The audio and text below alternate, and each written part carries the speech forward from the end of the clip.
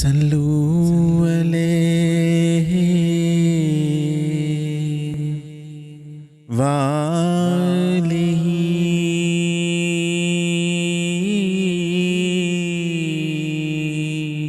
بسم اللہ الرحمن الرحیم۔ السلام علیکم ورحمۃ اللہ وبرکاتہ۔ میں ہوں آپ کا اپنا ہوسٹ عطاء المرتضیٰ، آپ کے اپنے یوٹیوب چینل اللہ والوں کی باتوں کے ساتھ۔ آج ہم نے جو محفل سجائی ہے، اس میں ہم تذکرہ کریں گے نبی رحمت صلی اللہ علیہ وآلہ وسلم کے حسن اخلاق کا۔ اللہ تعالیٰ نے اپنے حبیب صلی اللہ علیہ وآلہ وسلم کو کائنات کے تمام انسانوں کے لیے بہترین ایگزامپل قرار پایا۔ حضرت انس بن مالک رضی اللہ تعالیٰ عنہ فرماتے ہیں کہ مدینہ شریف کے اندر ایک عورت ایسی تھی جس کا ذہنی توازن ٹھیک نہیں تھا۔ کوئی بھی اس کے ساتھ کھڑا نہ ہوتا، کیونکہ جب وہ باتیں شروع کرتی تو اتنی لمبی باتیں کرتی کہ اگلا سننے والا تنگ آ جاتا۔ ایک دن آقا صلی اللہ علیہ وآلہ وسلم اپنے صحابہ اکرام علیہم رضوان کے ساتھ مسجد نبوی شریف میں تشریف فرما تھے۔ اتنے میں دروازہ کے اوپر وہ عورت آ گئی جس کا ذہنی توازن ٹھیک نہیں تھا۔ اس نے آ کر نبی پاک صلی اللہ علیہ وآلہ وسلم کو اشارہ کیا کہ میری بات سنیں۔ آقا صلی اللہ علیہ وآلہ وسلم نے اس کی طرف توجہ فرمائی اور کہا کہ جی کہو کیا بات ہے۔ وہ کہنے لگی میں نے مسجد نبوی شریف میں بات نہیں کرنی، میں نے باہر آ کے بات کرنی ہے۔ تو آقا صلی اللہ علیہ وآلہ وسلم اس کے ساتھ باہر تشریف لے گئے۔ مدینہ پاک کی کڑکتی دھوپ، تپتی ریت، اور آقا صلی اللہ علیہ وآلہ وسلم اس سے پوچھنے لگے بتاؤ کیا بات ہے۔ صحابہ کرام علیہم رضوان فرماتے ہیں کہ ہمیں یہ بات ناگوار گزری کہ نبی رحمت صلی اللہ علیہ وآلہ وسلم تپتی دھوپ کے اندر باہر کھڑے ہیں۔ اس بیچاری عورت نے کون سی امپورٹنٹ بات کرنی تھی؟ نبی پاک صلی اللہ علیہ وآلہ وسلم جب اس کے پاس گئے تو وہ کہنے لگی کہ مجھے نا مدینے کے لوگ پتھر مارتے ہیں، آپ ان سے کہے کہ پتھر نہ مارا کریں۔ آقا صلی اللہ علیہ وآلہ وسلم نے فرمایا ٹھیک ہے میں کہہ دوں گا، یہ پتھر نہیں ماریں گے۔ وہ کہنے لگی کہ مدینے کے لوگ میرا مذاق اڑاتے ہیں، مجھ سے باتیں نہیں کرتے۔ آقا صلی اللہ علیہ وسلم نے فرمایا کہ میں ان سے کہہ دوں گا یہ تمہارا مذاق نہیں اڑائیں گے، تم سے باتیں کریں گے۔ خیر وہ اس نے جو بھی باتیں کرنی تھی اسی طرح کی وہ کافی دیر باتیں کرتی گئی۔ دھوپ کی وجہ سے آقا صلی اللہ علیہ وآلہ وسلم کی پیشانی اتھر پسینے سے بھر چکی تھی۔ جب کافی دیر گزر گئی اور اس نے اپنی بہت ساری دل کی بھڑاس نکال لی اور باتیں کر لی تو وہ کہنے لگی کہ اب میں تھک گئی ہوں، اب آپ جائیں۔ آقا صلی اللہ علیہ وآلہ وسلم مسکرائے اور فرمانے لگے کہ جب بھی تم نے کوئی بات کرنی ہو تم مجھے آواز دے لیا کرو، جب بھی تمہیں کوئی پریشانی ہو تو مجھے بلا لیا کرو۔ یہ فرما کر آقا صلی اللہ علیہ وآلہ وسلم واپس اپنے صحابہ اکرام علیہم رضوان کے پاس آئے۔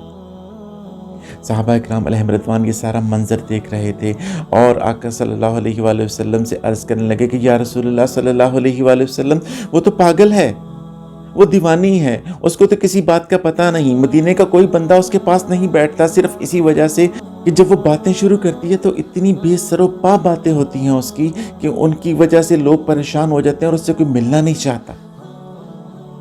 تو نبی پاک صلی اللہ علیہ وآلہ وسلم نے فرمایا کہ اے میرے اصحاب، اگر کوئی اس کو منہ نہیں لگاتا محمد صلی اللہ علیہ وآلہ وسلم بھی اس کو منہ نہ لگا۔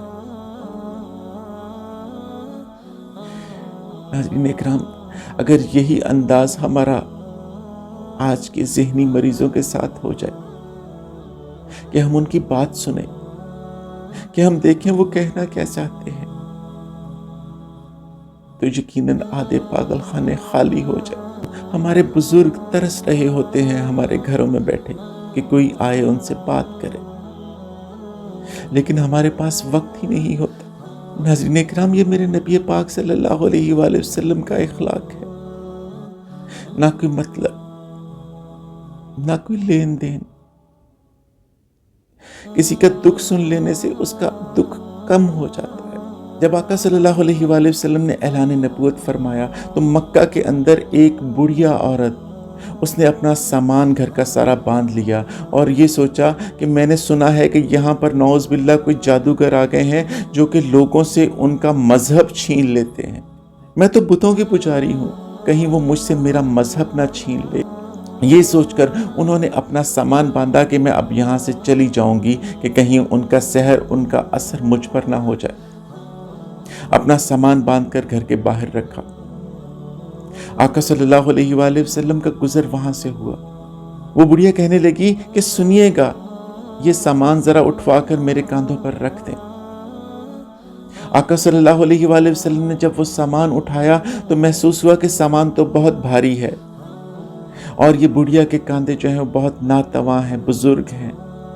आका सल्लल्लाहु अलैहि वसल्लम ने सामान उठाने के बाद फरमाया कि क्या ये ऐसा मुमकिन है कि आपने जहां जाना है मुझे बता दें, मैं आपका सामान वहां लिए चलता हूं।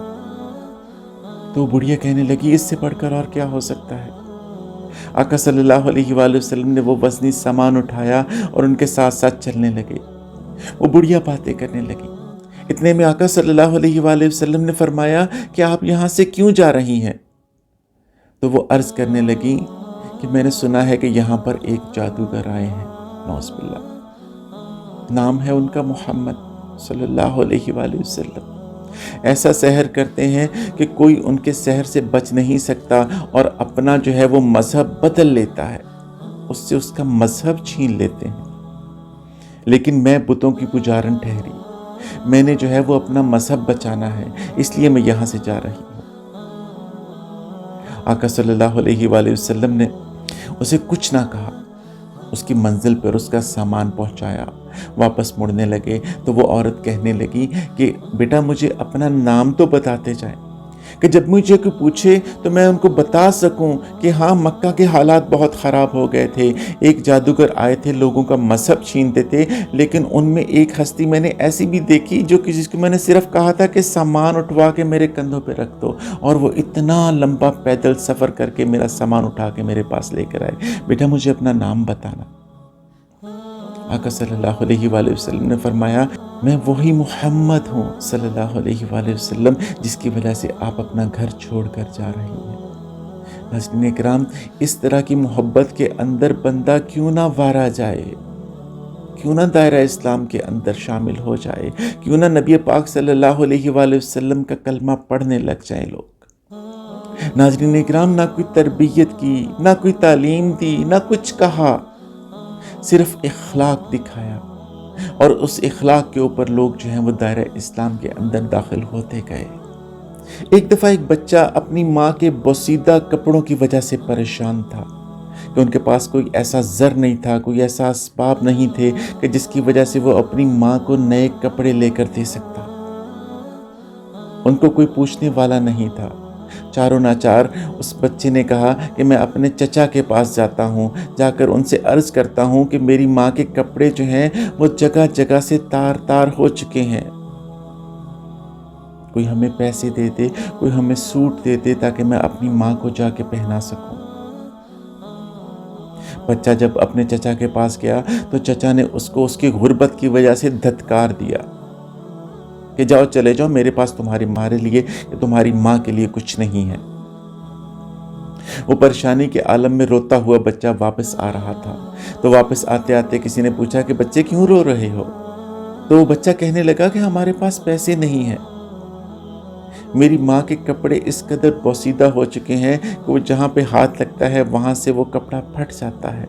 मेरी माँ जो है उसका जिस्म जो है वो नज़र आना शुरू हो गया है, लेकिन मैं परेशानी के आलम में अपने चचा के पास गया, मेरे चचा ने मुझे धत्कार दिया।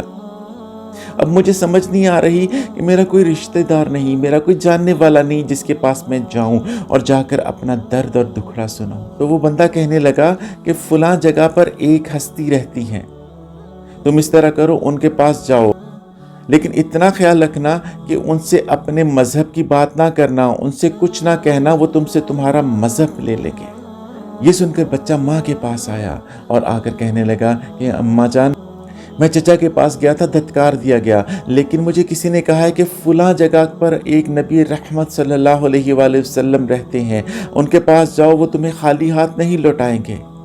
उसकी माँ कहने लगी कि बेटा वो हमारे मज़हब के नहीं है, हम बुतों के पुजारी हैं और वो मुसलमान हैं।